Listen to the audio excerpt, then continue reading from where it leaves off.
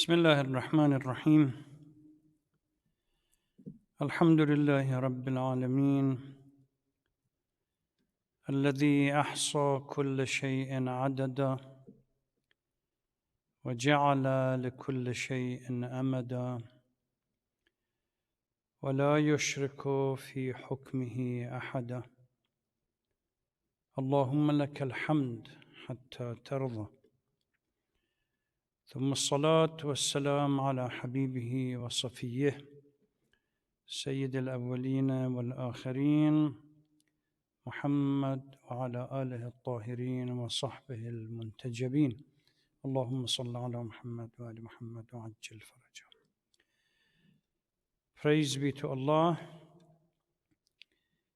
who has the count of all creation and granted everything that He has created a fixed date and time, and no one share with Him in His authority.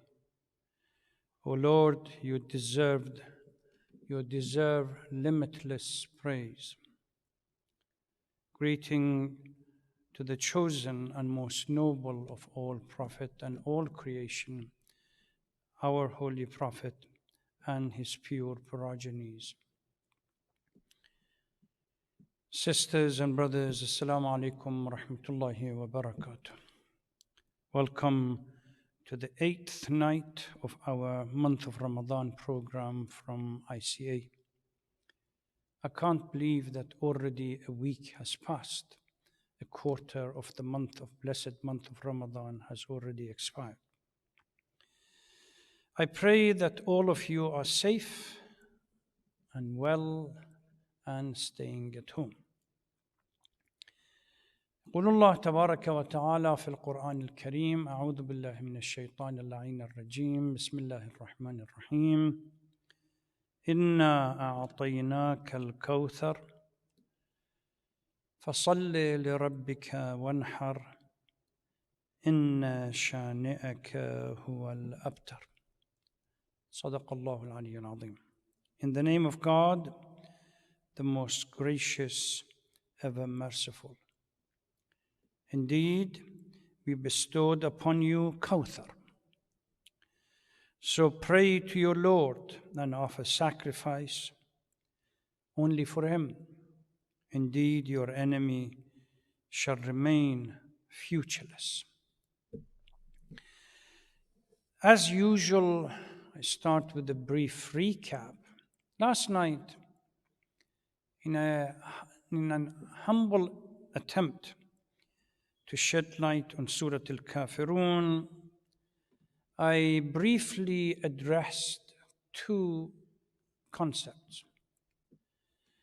I opened with a question that what happened that the beginning of the surah, why the surah and the chapter begins with such a stern, harsh and uncompromising language. Start of the chapter, O you disbelievers. Although reflecting on other passages and verses from the Holy Quran, we are able to conclude that the Meccan, the Arab of Jahiliyyah in general, at least Mecca, people of Mecca in particular, they were not completely detached from the concept of God and somehow foreign to Allah. They used the phrase Allah in their qasam, in their oath and pledges. So they certainly, one could state that they were not sophisticated in their understanding of the divine, without shadow of a doubt. God as personal and impersonal, transcendent and immanent, majestic and beautiful, beyond conception and near. These are concepts that come across many verses of the Holy Quran. They certainly did not make sense to them. But they were not the only one Most other people at the time, their understanding of the divine was not as sophisticated as what Islam brought and explained. You only need to go to the Christians, to the early Christians, certainly were in the similar position. They were influenced once they left the Hebraic kind of culture. They were influenced by Hellenistic culture and particularly Greek philosophy. And they were going through this idea of trying to balance between what the Arab of Jahiliyyah, لِيُقَرِّبُونَ إِلَى اللَّهِ زُلْفَى. We are using the idols for mediators. Similar kind of approach were being used by the early Christians. They could not understand the abstract, impersonal God, which is distance from human being, and a God that they wanted in their life, intimate, personal. And this is why they opted for Jesus to be that mediator and from the God, the absent, the distant, the impersonal, into something which is personal and immediate and close. Now, you only read, these are not something that one could dispute. These are facts available about the writings of the early Christian writers. I just looked at one of them, Justin Martyr, the early Christian apologist. He goes to Rome. He's influenced by Hellenistic philosophy and Greek philosophy, Aristotle, Plato, Socrates, and few others. He goes to Rome to argue that the logos, the word, what we call in our terminology, kalimatullah, that word is not different from what the early Greek philosophers and the first intelligent that they believed in as a link between that abstract God that is impersonal and bringing it into the personal world. And even he went as far as calling the early Greek philosophers somehow unknowingly Christian because of the similarity between the two. So why was it that despite the fact that the Holy Quran in various verses talking about qawm, your own millah, your own qawm, your own people, suddenly at this juncture comes up with such a stern and critical position that closes all the doors to any possibility of commonality. Here, Allah subhanahu wa ta'ala has decided that the concept of Tawheed from an Islamic point of view has been clearly established.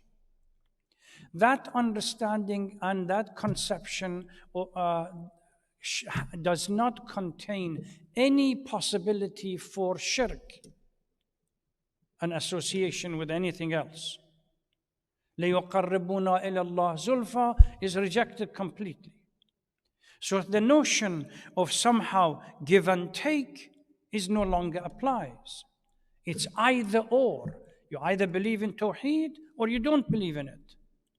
This is why Quran has come with such a stern and very hard and harsh language. And the tone has changed, a complete change in the tone of the Holy Quran. The second point which I briefly addressed was the life of Sayyiduna Abu Talib alayhi salatu wassalam, in which both the Shias and the Sunni community, or at least majority of the Sunni community, with the whole consensus within the Shia community that have differed.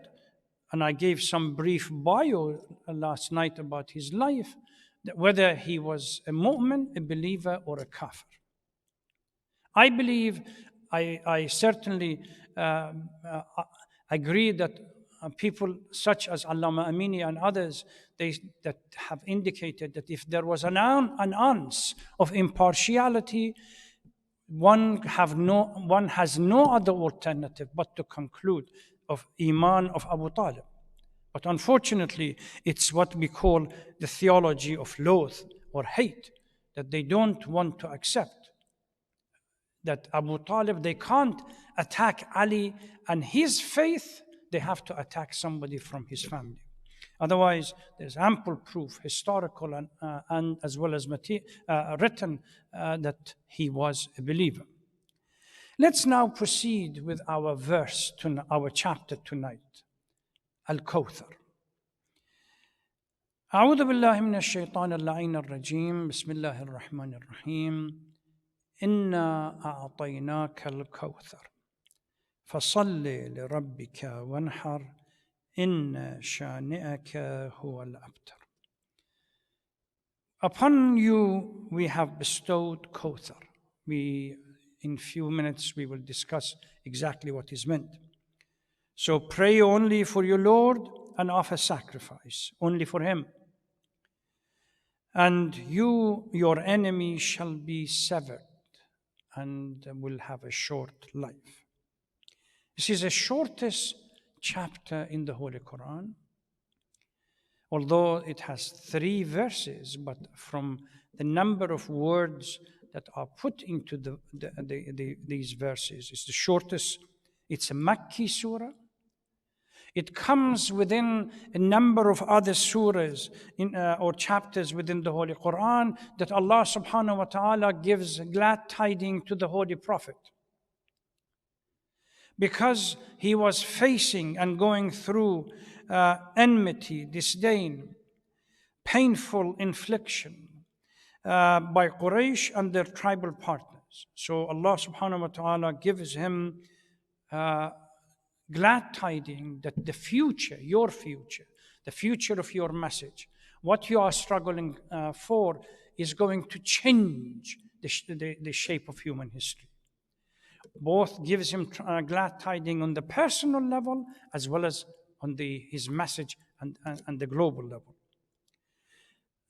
Scholars, mufassirin of Quran, they say that sha'n al-nuzul of this chapter is due to the story that a number of people such as Abu Jahl, Abu Lahab, the famous unholy trio, As ibn Abda'il, and few others.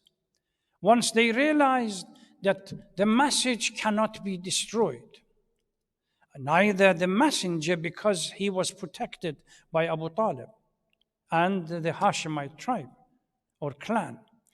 They tried to say, particularly after the death of his either Abdullah or Qasim, one of the last sons, that he is abtar. He has no lineage, posterity, or descendant, and because of that, he soon will die, and his name and his memory will fade away after his death. Those of you who recall the incident of Karbala, particularly after it, when Zainab salamullah alayha is taken to Sham in front of Yazid, she said the same thing. O Yazid, you cannot and will not and shall not destroy our name. If that was something that Abu Sufyan, Abu Jahl, Abu Lahab, and others within the Quraysh wanted it to happen, because he does not have, this is the male-oriented society of Arabia at the time, and unfortunately remnants of it exist even today. That if you thought by the death of his son Qasim or Abdullah, the last one, he is going to be to have no lineage, no posterity, and no descendant, how wrong you are. Allah subhanahu wa ta'ala has granted him the privilege of his name to stay eternal and remain eternal despite all the pain and everything else that Quraysh, or all the attempts that Quraysh went through to destroy him. So once his son died, they claim that he's going to be abtar. Abtar means somebody that has no posterity and no lineage. He's the only thing that is left. That as soon as he dies, they claim that his name will be vanished and it will be short-lived and nobody would even remember him. Inna a'tainaka al-kawthar. Inna here is the majestic we, indicating authority. Because Allah subhanahu wa ta'ala is trying to explain that there is something that we have decided, Allah has decided to happen. So Allah expresses it within the context, within the framework of the authoritative we, rather than ana, or inna means the authoritative we. We have the power, the absolute authority to make this happen. Assures the Prophet about the future, that this undertaking, we are going to do it, promises that despite having no son or no male descendant, God will make his name perpetual. This is the promise, is part of the miracles of promising the future. As far as exactly what Kawthar means, there is a huge difference and debate and differences of opinion between scholars. Some have claimed that it is a spring or a river or a pond in heaven. So Allah is given the privilege, the authority of a river or a spring or a pond in heaven, that it is only Him that decides who can drink or not drink from that pond. Others maintain it is limitless mercy that Allah has granted, and immense good that Allah has granted to the Holy Prophet. Another group say that no, it is a reference to conquest of Mecca and the benefit that Islam, as well as the Holy Prophet, that gets from this conquest. Others hold that it is the Quran, that for eternal Quran is going to be the living miracle. Some people say it is Nubuwwah. Others declare that it is progenies, the descendant that are going to come, and through them the name of the Holy Prophet remains alive. Remember, in a number of ahadith that we have, it says those who are searching for longevity in life, there are three concepts. Number one, to establish a public project that people benefit from it, and as they benefit, they remember you for being the instrumental individual for establishing that. Number two, impart knowledge, teach, and as your student increase and become more and more frequent, every time they remember their professor and their master or their ustad, may God bless his soul that taught us something. The third are what we call descendants, sons and daughters, that you bring up to become the embodiment of the value and the moral conduct that you have. So as they behave and they go along in life, by looking at them, people remember you. May God bless his soul or her soul for bringing up some children or looking after them. So this is the descendant, is the Kawthar. The ever goodness that, here Shia scholars have said, since it is the descendant, because the relationship between Abtar and the endless or people short-lived and long-lived, then it is through Fatima al-Zahra salamun alayha. And this Kawthar is a reference to Fatima al-Zahra, because through her, the descendant of the Holy Prophet multiplied, although he did not have any sons. All around the world, you can see and you can hear them, either scholars or even individuals around. Strange that Sayyid Qutb, in his book, Tafsir Al-Quran, mentions this without mentioning any name of Fatima.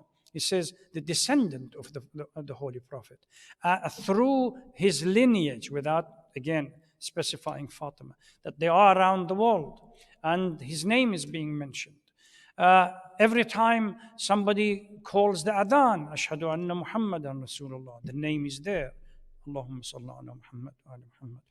Fakhr al-Razi, one of the Mufassirin, the great Mufassirin, lists almost 15 different variation or claims or opinion regarding al-kawther. The next verse, فَصَلِّ لِرَبِّكَ وَانْحَرْ. Therefore, to your Lord turn in prayer. Remember, this theme and concept has occurred in other chapters that we have dealt with. In Surah al-Kafirun and others, that once, and in Surah al-Nasr, once the victory takes place, once you have achieved, you gain that ultimate power, and you have what you want, it is the time to turn to Allah subhanahu wa ta'ala as the person who granted you that privilege. So here, فَصَلِّ لِرَبِّكَ. Pray to your Lord in prayer and sacrifice. Sacrifice is the right meaning if nahr, as the word here indicates, the sacrifice of a camel. We slaughter a cow, and from Arabic, dhabh or nahr. Nahr is primarily used in the slaughter of a camel. So, because Allah subhanahu wa ta'ala has granted you that privilege and that blessing, it is the right moment, opportune moment to submit and bow to the Almighty Allah subhanahu wa ta'ala in remembrance and in thanksgiving. Again, here, once more, the idea about exactly what nahr is, there are various opinions. One view is in reference to sacrifice because linguistically, nahr comes from slaughtering of an animal, a camel. And because that was something, the animal that most people possessed at the time, nahr is in reference to camel. Another, they say that it is a reference to qibla. But when فَصَلِّ لِرَبِّكَ, pray to your Lord while facing the qibla. Another opinion is raising of one's hand close to the ear to say Allahu Akbar with the two palms facing outwards. We have a number of ahadith from Imam Ja'far al-Sadiq and various other imams regarding this. Nahr is a reference to this. Others searching for a hidden meaning, which this is a point that after finishing this humble attempt to deal with the chapter, I'm going to explain a little bit more about it, about the hidden meaning within this chapter. They claim that nahr here is a reference to self-sacrifice in our heart, where we destroy ego. The self is no longer there. That means a slaughtering of the ego and so on. And similar kind of interpretation has happened during the 10th day of Dhul Hijjah, where symbolically when we slaughter an animal, all our works, starting from Rajab, Sha'ban, Ramadan, until Hajj, if we are granted that privilege, when we stand before Allah and we slaughter the animal, as the hadith from Imam Zain al-Abidin at the time says, did you think as you slaughtered the animal that you are slaughtering your ego? He asks one of his disciples.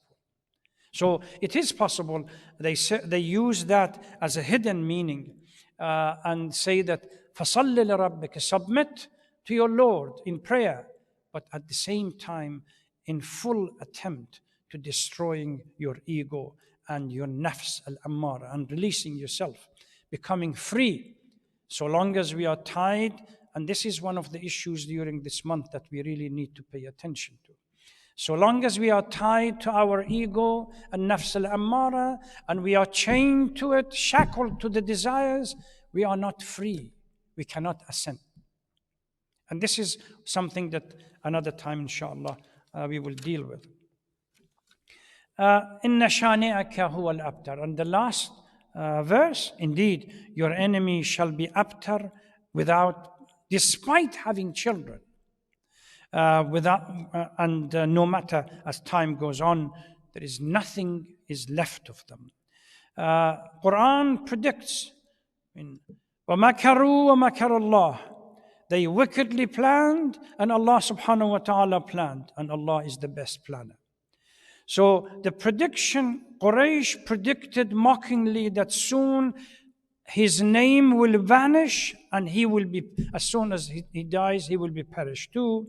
And Allah responded scornfully to the Quraysh that only time would tell. Now we can sit and ask ourselves, where are the Abu Jahls? And where are the Abu Lahabs? Where are the Abu Sufyans? Where are the Muawiyahs?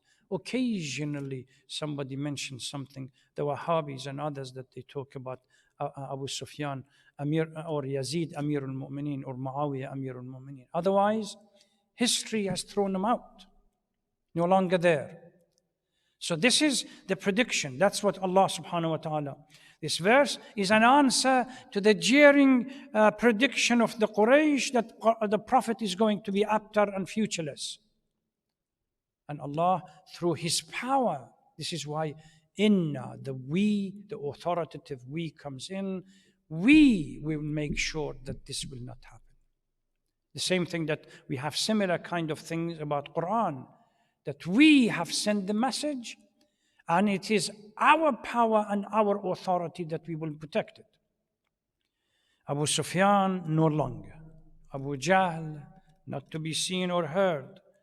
Abu Lahab, gone. That mocking of the Holy Prophet, the Holy Prophet's name remains perpetual while they are no longer there. Nobody even knows where they are buried anymore. So the Shia say that Kawthar here is Fatima al-Zahra salamullah alayha, and through citing a number of hadith from Imams, indicate that what gives perpetual or perpetuality to the name of the Holy Prophet is his descendant. It's strange that you read articles from some Chinese Muslims and it talks about the descendant of the Holy Prophet in China. You go to India and Far East, the descendant of the Holy Prophet over there. In Kashmir, the descendant of the Holy Prophet's over there. In Tajikistan, the descendant of the Holy Prophet. Not to mention the Arabian, Middle East, Arabian Peninsula and Africa. Everywhere now, the name of the Holy Prophet is there. So, because what guaranteed perpetuality to the Holy Prophet is his descendant, Fatima is the link. Salamullah alayha. Now, so this is the end of the surah itself. Since I mentioned the search for a deeper meaning, it becomes necessary that we talk about tafsir and ta'wil as well. I'm going to touch upon it tonight, inshallah, and then I will start with an extended discussion about tafsir and ta'wil, and what is the right approach to it and what is the wrong approach to it. Of course, we have a number of ahadith regarding the Holy Quran that indicate that Quran possesses outward, zahir, and inward, batin. And some even ahadith from Imam Ja'far al-Sadiq and others that talk about several inner meaning to the verses. And the most inward and deep meaning of the verse only reserved to Allah subhanahu wa ta'ala, we may never know. Grasping the multiple level of meaning of the Quran certainly is needed and essential for understanding of the Holy Quran. That's we don't doubt. What we doubt is who possesses this knowledge. That's the critical point. I was reading an article about Tafsir Al-Quran from Agha Khan, the leader of the Ismaili movement, in which he claimed that he is in possession of that knowledge that gives him the power to interpret the Quran, to ta'wil, not tafsir, to ta'wil the Quran, to interpret it according to its own meaning. Whether he has or he doesn't, that's an issue that I don't want to discuss here. However, I want to warn everyone that if someone unlettered, an ill-informed individual, begins interpreting the Quran or making an exegesis and claiming that this meaning of the verse is one of those hidden meaning that somehow he or she possesses and been granted to them to such knowledge, it opens the proverbial can of worms if we really cannot establish who has such a power. We have certainly a concept, Tafsir Al-Quran, that interpretation of Quran according to one's opinion. And it's been condemned from the Holy Prophet right through our Imams to the end. This is rejected, prohibited. So under what category or what parameters this tafsir becomes tafsir bil-ra'i, which is prohibited, and under what classification or condition it becomes a proper tafsir bil-ra'i, tafsir or ta'wil, which is the understanding of the inner meaning.